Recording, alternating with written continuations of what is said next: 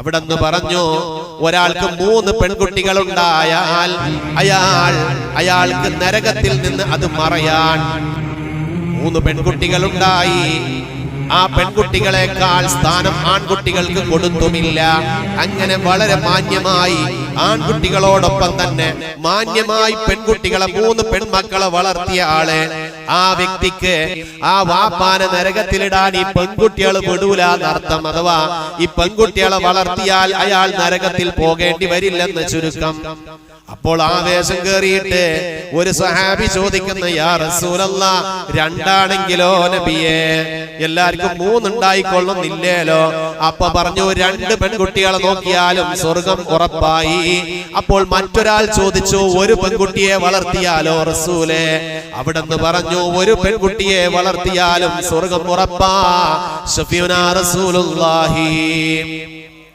പെൺകുട്ടികളെ വളർത്തുന്ന കാര്യത്തിൽ പിന്നെ മത്സരായി.